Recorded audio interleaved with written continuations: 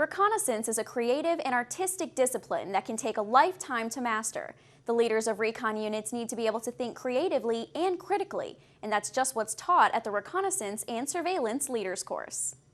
This may look like a below-average patch of forest, but what you may not see is the 6 to 8 man squad lurking beneath it, concealing themselves in order to execute their mission.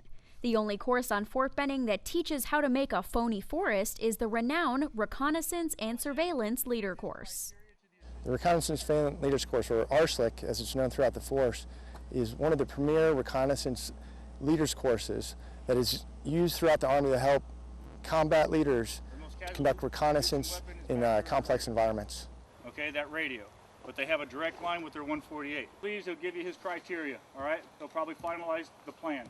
In some complex environments, it's necessary for recon scouts to hide in order to conduct long-term reconnaissance. In order to execute, the situation can sometimes call for site construction and some digging. The most important thing about learning site construction is making it the appropriate size so that it can be the most useful for the intents and purposes of reconnaissance and surveillance.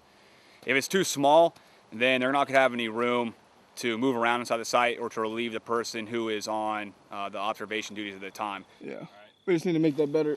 And if you can't rotate out and you have a person in there for 3 hours trying to observe, they're going to lose that security and lose that situational awareness, and they're not going to be able to report correctly on what their mission is. I'm noticing that I'm walking across anything different. After learning the fundamentals of concealment and camouflage, the students move on to the next step, how to communicate the information they've gathered. Communications is the key to any mission or anything that we do. So with the students out here and learning how to use the specific radios to communicate long-range and short-range communications, it would help them better be effective to their command. RSLC base is Stalker 7 radio check over. It's one of the most basic forms of long-range communications that doesn't rely on high technology such as satellites or relay stations. It's one of the best ways to use basic materials and radio transmissions to communicate around the globe. Okay, yeah, I got that. 109.27. Got that. 105.20. Got that.